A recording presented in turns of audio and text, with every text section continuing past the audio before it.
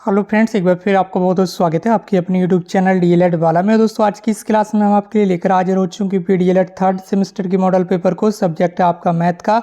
ये आपका 25 अंक का पेपर होता है और 1 घंटे का इसमें आपको समय मिलता है पेपर को सॉल्व करने के लिए। आपको पता ही होगा आपकी परीक्षाएं स्टार्ट होने जा रही हैं, बिल्कुल भी समय नहीं बचा है। मुश्किल से 15 दिन का आपके पास समय बचा है, तो जमकर अच्छे से तैयारी कर लीजिए। इसके साथ साथ हम ऑलरेडी आपको 4 मॉडल पेपर दे चुके हैं सभी सब्जेक्ट के इसी चैनल पर, ठीक है, जिसकी प्ले लिस्ट भी हमने आपको बनाकर दे दी है, तो आपको ढूंढने की भी आवश्यकता नहीं पड़ेगी। तो चैनल पर जाइए, यूपीडीएलएड थर्ड सेमेस्टर मॉडल पेपर की जो प्ले लिस्ट है उसमें देखिए कि कौन कौन सी क्लासेस आपको दी गई हैं। सभी मॉडल पेपर दे दिए गए हैं सभी सब्जेक्ट के, तो उन्हें अटेंड जरूर कीजिए ताकि अच्छे से आपकी तैयारी हो सके। चलिए दोस्तों, आज की इस क्लास को स्टार्ट करते हैं। सबसे पहले ऑब्जेक्टिव क्वेश्चन आपके सामने स्क्रीन पर प्रश्न संख्या 1 है। 4 समानुपाती पदों में मध्य पदों का जो गुणनफल है वो 36 है। यदि बाह्य पदों में एक पद 3 हो तो दूसरा पद क्या होगा। तो जो समानुपाती पद होते हैं उनमें जो मध्य पदों का गुणनफल होता है वो बाह्य पदों के गुणनफल के बराबर होता है, ठीक है। कैसा होता है? बराबर होता है। तो मध्य पदों का गुणनफल कितना दिया हुआ है इसमें? 36 दिया हुआ है। अब बाह्य पद कौन कौन से हो गए? एक तो इसमें 3 दिया हुआ है और दूसरा पद हमसे पूछ रहा है, ठीक है। तो इन दोनों का जो गुणनफल है, ठीक है, इन दोनों का जो गुणनफल है ये बराबर होगा इस वाले गुणनफल के, ठीक है। तो हमने बराबर कर दिया यहाँ पर चिन्ह लगाकर, आप देख सकते होंगे। अब क्या करना, हमें एक्स की वैल्यू यहाँ पर फाइंड करना है। तो इस वाले 3 को क्या है, हम इधर बटे में ले आएंगे, ठीक है। क्या होता है, ये बटे में आ जाता है, ठीक है।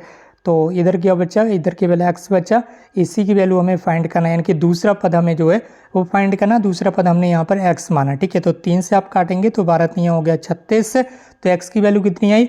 12, यानी कि दूसरा पद कितना आपका?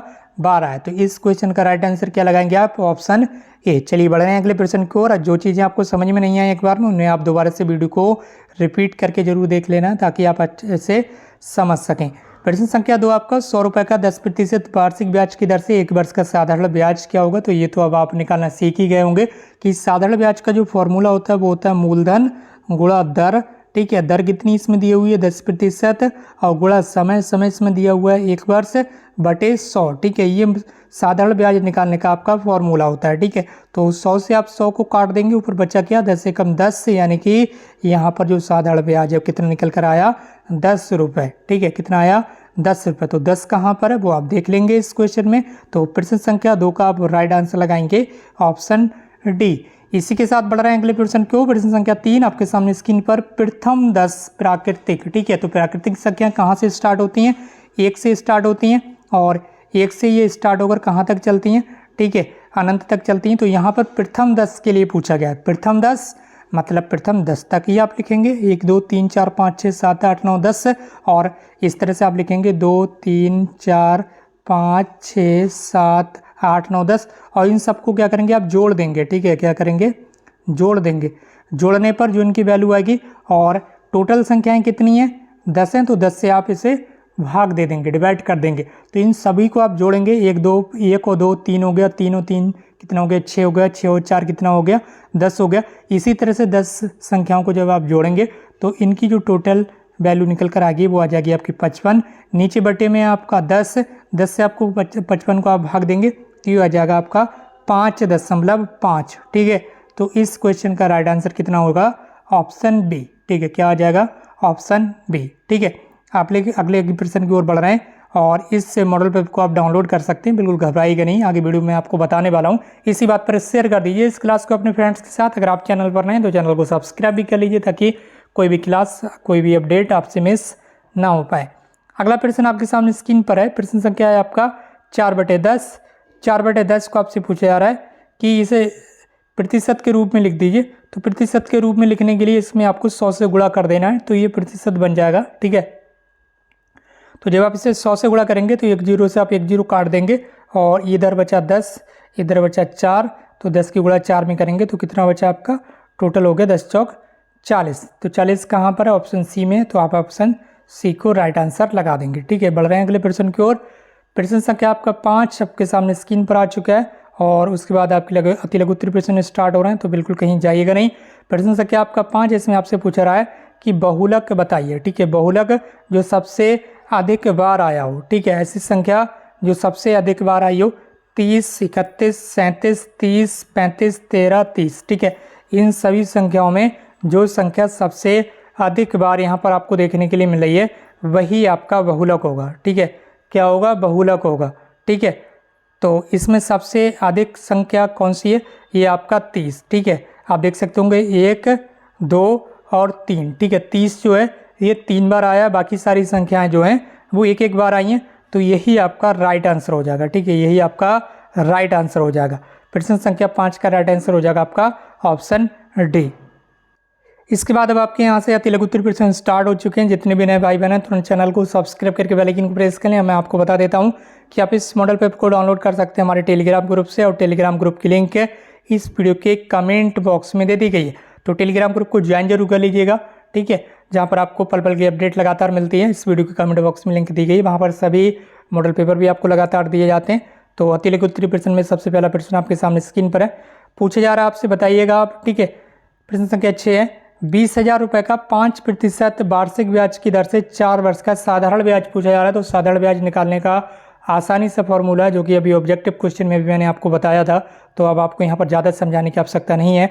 साधारण ब्याज निकालने का फॉर्मूला होता है मूलधन गुणा दर गुणा समय बटे 100। ठीक है, तो मूलधन आपका कितना है यहाँ पर आप लगा लीजिएगा 20,000। ठीक है, मूलधन कितना आपका 20,000, मूलधन गुणा दर कितनी है?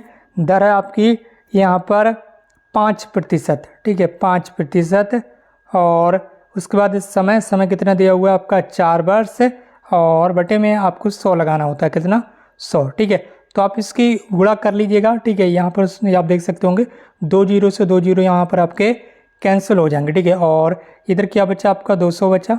ठीक है, 200 गुणा 5 गुणा 4। ठीक है, तो इन सबको अगर आप कैलकुलेट कर लेंगे तो ये आपका 4,000 रुपये आ जाएगा। कितना आ जाएगा? 4,000। ठीक है, चाहे तो आप इसकी गुणा कर लीजिए। देखिए 5 चौक कितना हो गया? 20। 200 तो इधर है ही आपका, और यह 5 चौक 20 हो गया। ठीक है, ये सब आप हटा दीजिए, अब ये सब कैंसिल हो गया।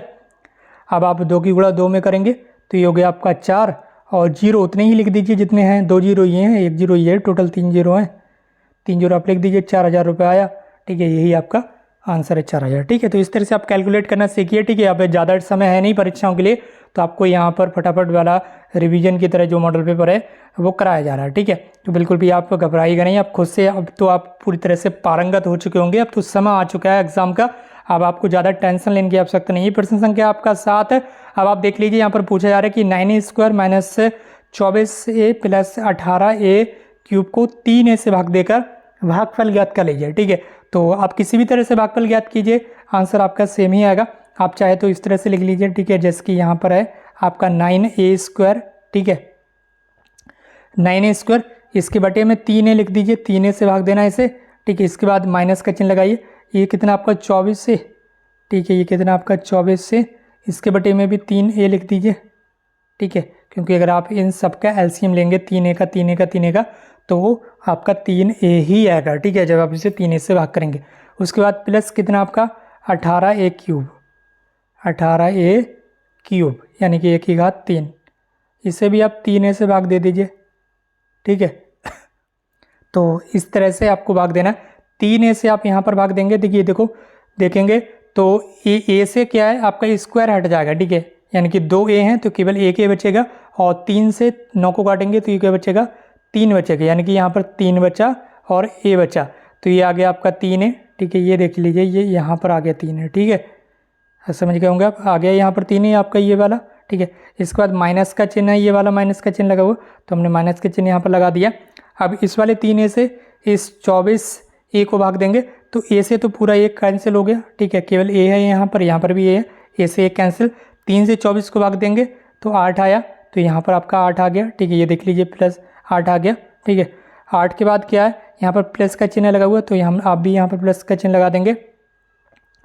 आप 3a से 18a³ को भाग देंगे तो a से क्या होगा, यहाँ पर 3 है, a कितने हैं? 3 है, और नीचे केवल 1 ही है, तो इसमें से एक a हट जाएगा, यानी कि 1 कम हो जाएगा, तो यहाँ पर क्या बचा? केवल a² बचा, यानी कि 2a बचे। स्क्वायर का मतलब क्या है? 2 ही, और 3 से आप 18 को भाग देंगे तो ये कितने बार जाएगा? 6, तो 6a², जो कि आपको यहाँ पर देखने के लिए मिलेंगे। कहाँ पर देखने के लिए मिलेंगे? अभी मैं आपको दिखा रहा हूँ, यहाँ पर 6a², ये आपको देखने के लिए मिल रहा है प्लस के। तो आप चाहे तो इस तरह से भाग देख सकते हैं, वरना आपको जिस तरह से मज़ा आता हो, जिस तरह से आपको सहूलियत हो, ठीक है, जिस तरह से भाग दिया जाता है उस तरह से भी आप भाग दे सकते हैं। ये आपका भागफल निकल कर आ जाएगा। ठीक, अगले प्रश्न की ओर हम यहाँ पर बढ़ना है। प्रश्न संख्या आपका 8 और ये समुच्चय वाला प्रश्न आ चुका है। यदि समुच्चय ए के अवयव यहाँ पर दिए हुए हैं 6, 8, 11 और बी के अवयव दिए हुए हैं 5, 11, 13, ठीक है, तो ए यूनियन बी का जो मान है वो यहाँ पर आपको ज्ञात करना है। तो ए यूनियन बी में क्या होता है, जितने भी अवयव दिए हुए हैं आपको सभी को लिखना है, ठीक है, सभी को लिखना है, लेकिन जो कॉमन है उनको एक ही बार लिखना है, 2 बार नहीं लिखना है। कॉमन को एक ही बार, जैसे 11 यहाँ पर आप देख सकते होंगे ये 2 बार दिया हुआ है, ठीक है, तो केवल एक ही बार लिखना है। तो सबसे पहले सबसे छोटे अवयव को लिखेंगे, यानी कि सबसे छोटी संख्या को लिखेंगे। तो दोनों में सबसे छोटी संख्या कौन सी है, 5 है, तो हमने 5 लिख लिया, ठीक है। उसके बाद क्या 6 आता है, तो 6 है दिया हुआ तो 6 लिख लेंगे। 6 के बाद 7 आता है, 7 है नहीं। 7 के बाद देखेंगे 8, तो 8 है दिया हुआ तो 8 लिख लेंगे यहाँ पर। 8 के बाद जो इसमें सबसे बड़ी संख्या हो इसके बाद, ठीक है, उसे हम देखेंगे। तो 8 के बाद आ गया आपका 11, ठीक है, 8 के बाद 11 ही है, ठीक है, तो 11 यहाँ पर भी है, यहाँ पर भी है, ठीक है, तो एक ही जगह का आप लिखिए, केवल एक ही बार लिखना है आपको 11, ठीक है, तो लिख लिया एक बार। अब 11 के बाद कौन सी संख्या बची है, 13, तो आप 13 लिख देंगे। तो ये आपका ए यूनियन बी हो गया, ठीक है। अगर आपसे ए इंटरसेक्शन बी पूछा जाता है, ठीक है, इस तरह से ए इंटरसेक्शन बी पूछा जाता तो केवल और केवल वही अवयव आप लिखते, केवल और केवल वही संख्या आप लिखते जो दोनों में कॉमन होती है। दोनों में कॉमन क्या है, 11 है, दोनों में कॉमन क्या है, 11 है, ठीक है। तो केवल आप इस तरह से यहाँ पर 11 को ही लिखते, आप बताते कि ए इंटरसेक्शन केवल ए इंटरसेक्शन भी क्या है, 11 है। अगर और कोई सी संख्या इनमें कॉमन होती, जैसे कि मान लीजिए यहाँ पर 4 होता, इसमें 4 होता, इसमें भी इधर 4 होता, तो आप कॉमा लगा के 4 भी लिख देते। ये ए इंटरसेक्शन बी की वैल्यू मैं यहाँ पर बता रहा हूँ मैं, ठीक है, ए इंटरसेक्शन बी के बारे में। लेकिन यहाँ पर पूछा गया है A union B, A union B आपका आंसर ये आपका दिया हुआ है, ठीक है। दोनों चीज़ें मैंने आपको समझा दी हैं। क्वेश्चन में, परीक्षा में जो भी आपसे पूछा जाए उसे आप बता दीजिएगा अच्छे से, ठीक है। आप प्रश्न संख्या 9, 5/6 में किस संख्या से गुणा करें कि गुणनफल 25 हो जाए। तो ये आपका 5/6, मान लीजिए आपने इसमें ए से गुणा करा और ये कितना हो गया, 25, ठीक है। तो अब आप इसे सॉल्व कर लीजिएगा, ज़्यादा कुछ है नहीं इसमें, ठीक है। सबसे पहले ऊपर का 5 की गुणा ए में कर दीजिएगा, तो ये होगा आपका 5 है और नीचे 6 है, ये 6 आपका इधर आ जाएगा। तो 25 संग कितना हो गया आपका 150, इस तरह से। और ए की वैल्यू निकालने के लिए आपको पता ही है 150 के बटे में जो 5 है ये इधर बटे में आ जाएगा, ठीक है। तो 5 तियाँ कितना हो गया 15, कितना बचा 30, जी एक जीरो बचा हुआ है 30। ए की वैल्यू कितनी आई 30, तो 5/6 में अगर आप 30 से गुणा करेंगे तो वो जो संख्या है वो कितनी हो जाएगी, 25 हो जाएगी, ठीक है। जो चीज़ें समझ में नहीं आ रही हैं वो मैंने पहले भी आपको बता दिया है कि अभी यहाँ पर रिवीजन के तौर पर ही आपको समझाया जाएगा, क्योंकि समय बचा हुआ है नहीं। आप वीडियो को दोबारा से एक बार रिपीट करके देखिए लीजिए, निश्चित रूप से आपके समझ में आ जाएगा, ठीक। अगला प्रश्न है आपका प्रश्न संख्या 10। इसमें पूछा जा रहा है कि 8 मीटर लंबी, ठीक है, 3 मीटर ऊंची तथा 30 सेंटीमीटर मोटी दीवार का आयतन ज्ञात कीजिए। दीवार का आयतन निकालने के लिए क्या फॉर्मूला होता है आपका, वो लंबाई चौड़ाई ऊंचाई तीनों को ही आप आपस में गुणा कर देंगे। तीनों ही वैल्यू यहाँ पर दी हुई, लंबाई चौड़ाई ऊंचाई तीनों को ही आप आपस में गुणा कर दीजिए। लेकिन यहाँ पर एक ध्यान देने वाली बात है, और ध्यान देने वाली बात ये है कि यहाँ पर जो लंबाई है, ठीक है, इसकी जो यूनिट है वो मीटर में दी हुई है और ऊंचाई की यूनिट भी मीटर में दी हुई है। लेकिन जो मोटाई की यूनिट है, ठीक है, ये जो मोटी है इसकी जो यूनिट है वो सेंटीमीटर में दी हुई है। कैसी, सेंटीमीटर में। तो 30 सेंटीमीटर को आप मीटर में चेंज करेंगे। मीटर में चेंज करने के लिए आपको 100 से भाग देना होता है। तो 100 से आप भाग देंगे तो यहाँ पर पॉइंट आ जाएगा, 2 जीरो हैं तो 2 के बाद, ठीक है, इधर से 1 2 के बाद आप पॉइंट लगा देंगे तो ये आपका मीटर में आ जाएगा, ठीक है। अब आप जहाँ पर ये मोटाई है 30 सेंटीमीटर, 30 सेंटीमीटर की जगह पर आप ये वाली वैल्यू रखेंगे 0.30, ठीक है, और 8, 3 और 0.30, इन तीनों की गुणा कर दीजिए, ठीक है। गुणा करने के बाद जो भी आपकी वैल्यू निकल कर आएगी घन मीटर में आएगी और यही आपका दीवार का जो आयतन है वो हो जाएगा, ठीक है। चलिए बढ़ते हैं अगले प्रश्न को। प्रश्न संख्या आपका 11 पूछा जा रहा है 2 घंटे 15 मिनट का और 45 मिनट का, 2 घंटे 15 मिनट का 45 मिनट से अनुपात ज्ञात कीजिए। यानी कि ये 2 घंटे 15 मिनट है, ठीक है, इसका 45 मिनट से अनुपात देना है, ठीक है। अनुपात को आप बटे में लिख कर ही निकाल सकते हैं, ठीक। तो 2 घंटे में कितने मिनट हो गए, 60 मिनट हो गए और 15 मिनट इसमें और जोड़ना है, तो ये कितने हो जाएंगे आपको देखना है। सॉरी, यहाँ पर 2 घंटे में, 1 घंटे में 60 मिनट होते हैं, तो 2 घंटे में आपके यहाँ पर हो गए 120 मिनट, ठीक है। ध्यान देना, यहाँ पर 2 घंटे में कितने हो गए 120 मिनट। 120 और 15 कितने मिनट हो गए? ये हो गए आपके 135, ठीक है। और नीचे बटे में कितना है? 45, ठीक है। तो सबसे पहले आप चाहे तो 45 से डायरेक्ट भाग दे सकते हैं, और डायरेक्ट अगर आप भाग नहीं दे पा रहे हैं तो सबसे पहले 15 से भाग दे दीजिए। तो 15 तियाँ कितना हो गए? 45, ठीक है। और 15 नेम ये हो गया आपका 135। तो 9 बटे कितना आया? 3। अब 3 एकम आपका 3 और 3 तियाँ 9, ठीक है। तो कितना आया? 3 बटे 1, यानी कि 3:1। तो 2 घंटे 15 मिनट और 45 मिनट, ठीक है। 2 घंटे 15 मिनट का 45 मिनट में आप अनुपात करेंगे तो 3:1 जो है ये आ जाएगा, ठीक है। आंसर आपका। बढ़ रहे हैं अगले प्रश्न की ओर। जितने भी नए भाई बने तुरंत चैनल को सब्सक्राइब करके बेल आइकन को प्रेस करें और इस क्लास को शेयर जरूर करें अपने फ्रेंड्स के साथ। और इसके बाद अब दोस्तों यहाँ से आपके जो लघुत्तरीय प्रश्न अब स्टार्ट हो चुके हैं। तो ये जो क्लास है वो बहुत ही ज़्यादा मेहनत करके आपके लिए तैयार की जाती है, इसलिए आप चैनल को सब्सक्राइब करके बेल आइकन को प्रेस कर लीजिए और इस क्लास को अपने अदर फ्रेंड्स के साथ भी शेयर कर दीजिए जहाँ पर भी आप जुड़े हुए हैं। तो लघुत्तरीय प्रश्न सबसे पहले 12 नंबर का प्रश्न आपके सामने स्क्रीन पर है। 16,000 रुपये का 10% वार्षिक ब्याज की दर से 2 वर्ष का चक्रवृद्धि ब्याज ज्ञात कीजिए, ठीक है। यहाँ पर क्या पूछा जा रहा है आपसे? चक्रवृद्धि ब्याज, ठीक है। तो चक्रवृद्धि ब्याज में क्या होता है? सबसे पहले आपको मिश्र धन निकालना होता है। तो मिश्र धन निकालने के लिए आपको क्या करना है, ठीक है। जो यहाँ पर आपका मूलधन है, ठीक है, ये कितना है? ठीक है, ये कितना है? मूलधन 16,000 रुपये प्लस ब्रैकेट में आप लिखेंगे 1 प्लस जो यहाँ पर दर दी हुई है, ठीक है, 3, ठीक है, 10%। तो दर बटे 100, ठीक है। दर बटे कितना हो जाएगा? जिसकी आपने लिखा यहाँ पर 1 प्लस दर दी हुई है आपकी, दर बटे आप लिखेंगे 100 इस तरह से, और इस ब्रैकेट को इस तरह से बंद करेंगे। और जो आपका समय दिया हुआ है, ठीक है, 2 वर्ष, इसे आप यहाँ पर लगा देंगे, ठीक है। तो ये इस तरह से आपको सॉल्व करना है। अब आपको देखेंगे 1 0 से 1 0 कट जाएगा, तो ये बच्चा आपका 1 प्लस 1/10, यानी कि 1 प्लस 1/10। इसको आप सॉल्व कर लेंगे तो ये हो जाएगा आपका 11/10, ठीक है। इस बाकी इसका स्क्वायर तो ये यहाँ पर ऑलरेडी लगा हुआ है ही, ठीक है। अब आपको क्या करना है? अब आप इसे सॉल्व करेंगे तो ये आ जाएगा आपका 19,360। कितना आ जाएगा मिश्र धन आपका निकल कर? 19,360 रुपये। अब क्या करना है आपको? ये आपका मिश्र धन निकल कर आ चुका है। अब चक्रवृद्धि ब्याज निकालने के लिए इस मिश्र धन में से जो मूलधन था वो माइनस कर देंगे। मिश्र धन आपका कितना निकल कर आया? 19,360 और मूलधन कितना था? 16,000 रुपये। तो 16,000 रुपये माइनस कर देंगे तो जो चक्रवृद्धि ब्याज आपका निकल कर आया वो आया 3,360 रुपये। तो ये हो गया आपका चक्रवृद्धि ब्याज। तो इस तरह से आप जो है ये चक्रवृद्धि ब्याज निकाल सकते हैं। अगला प्रश्न आपके सामने स्क्रीन पर है, प्रश्न संख्या आपका 13।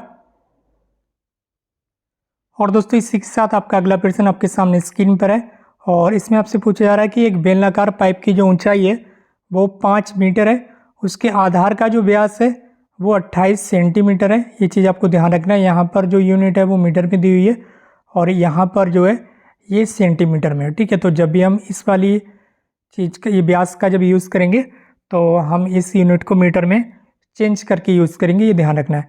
इसके बाद प्रश्न पर 8 रुपये प्रति वर्ग मीटर की दर से पेंट कराने का जो व्यय है, यानी कि जो खर्चा है वो ज्ञात करना है। यानी कि बेलनाकार पाइप की ऊंचाई दी हुई है, व्यास भी दिया हुआ है, व्यास से आप यहाँ पर त्रिज्या निकाल लेंगे तो ये हो जाएगी आपकी त्रिज्या कितनी हो जाएगी?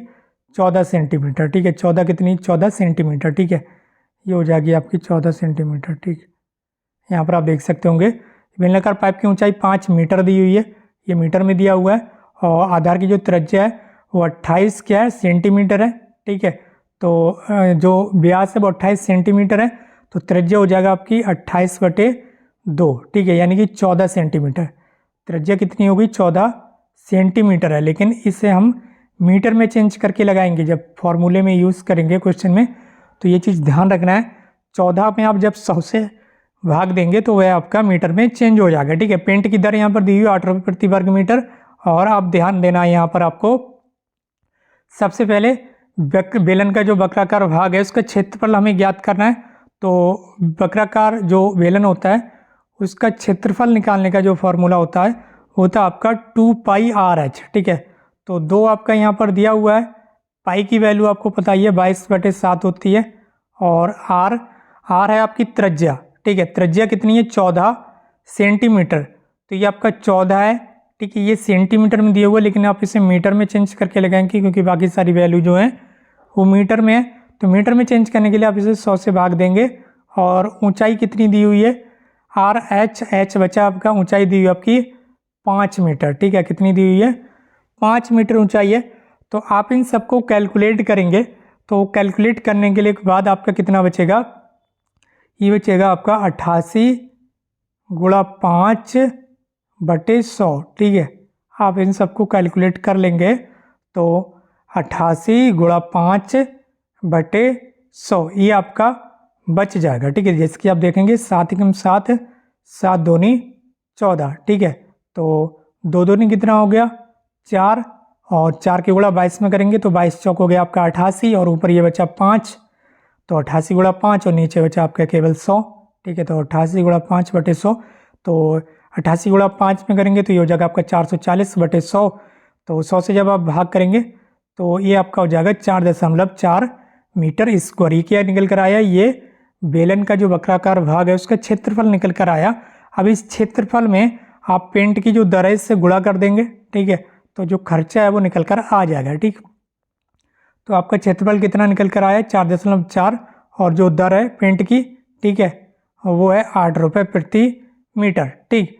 तो इन दोनों की आप आपस में गुणा करेंगे तो ये हो जाएगा 35.2 रुपये, ठीक है। यानी कि 35 रुपये 20 पैसे जो खर्चा है वो आपका आ जाएगा, ठीक है। और ये जो त्रिभुज है ये आपका नेक्स्ट क्वेश्चन का है, यानी कि अगले क्वेश्चन का है, ठीक है। डायग्राम थोड़ा ऊपर चला गया तो इससे आपको घबराना नहीं है।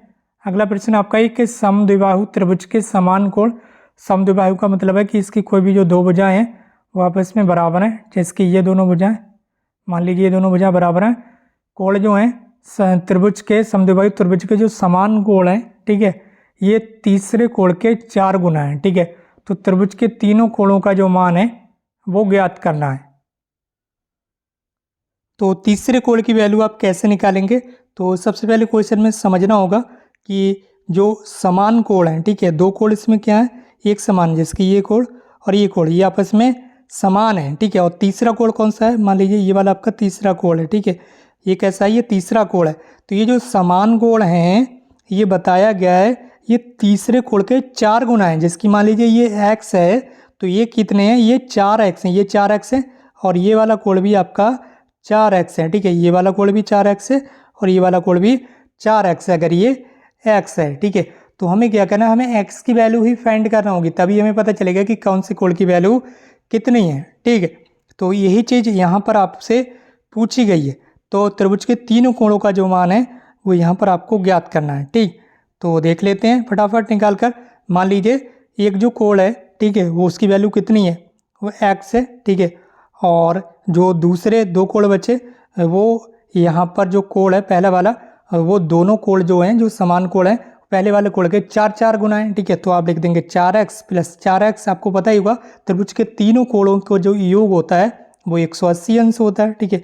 तो आप तीनों ही कोणों को जोड़ दीजिए, ठीक है। पहला कोण मान लीजिए ये आपका x है, दूसरा कोण 4x है, तीसरा कोण भी 4x है, ठीक है। क्योंकि जो दोनों कोण हैं ये समान कोण है, ये पहले वाले कोण के 4 गुना है, और 3 कोण हो गए टोटल। और तीनों की वैल्यू कितनी होती है, त्रिभुज के तीनों अंतःकोणों का योग आपको पता ही होगा, ये तो बताने की आवश्यकता है ही नहीं आपको, 180 अंश होता है।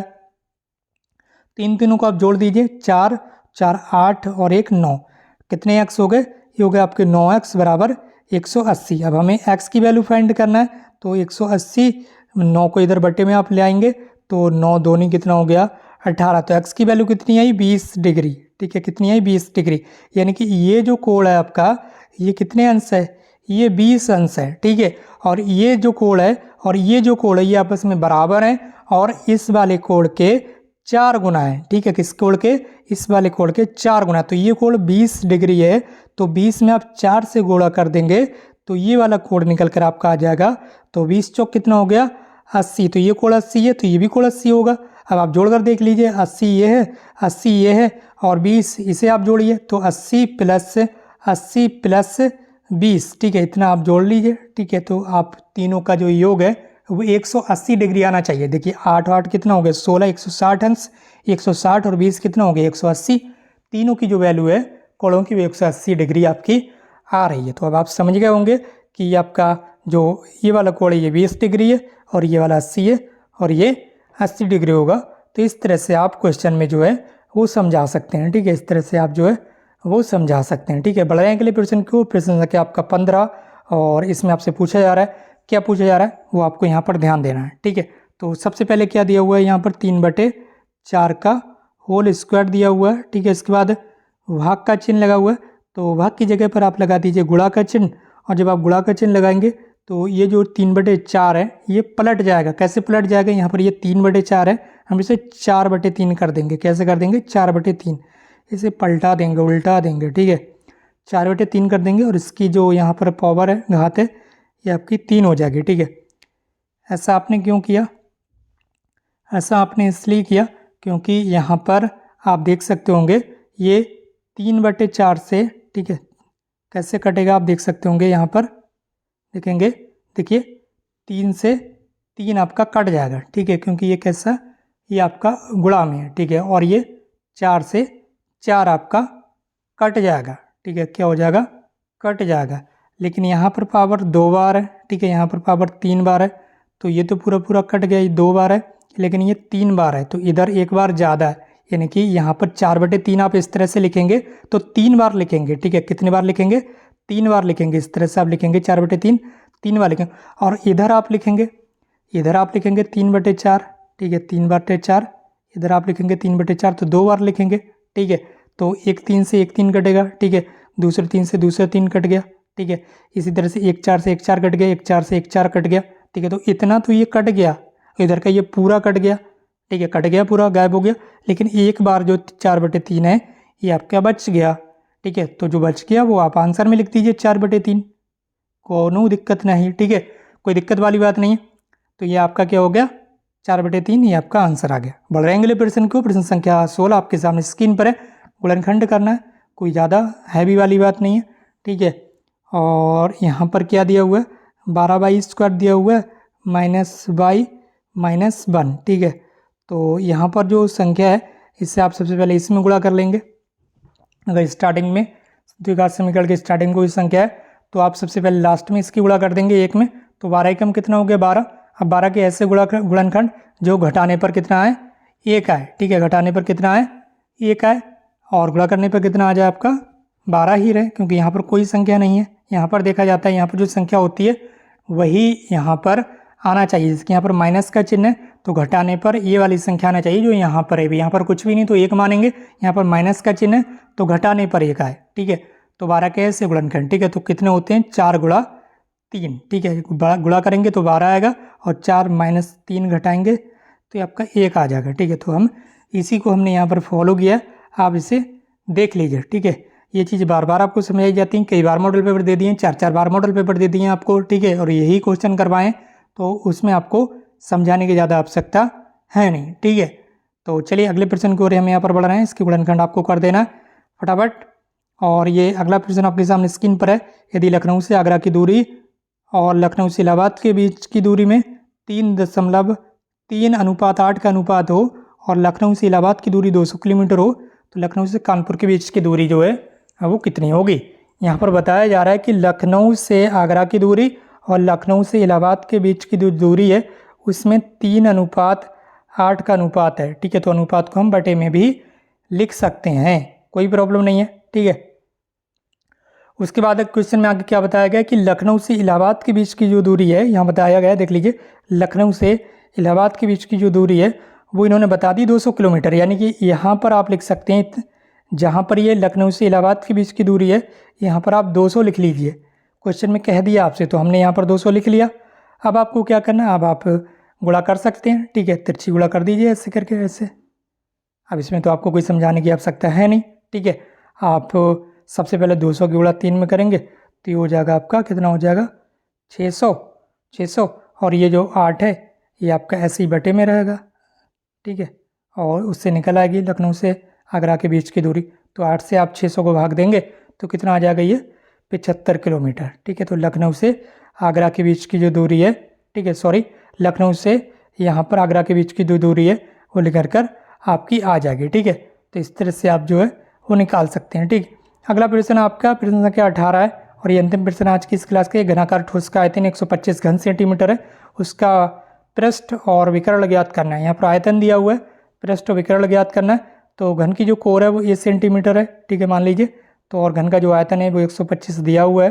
तो आयतन जो होता है वो कोर की घात 3 होता है, यानी कि 1 की पावर 3 होता है। ठीक है, तो आयतन दिया हुआ है 125 1 की पावर 3 के बराबर होगा।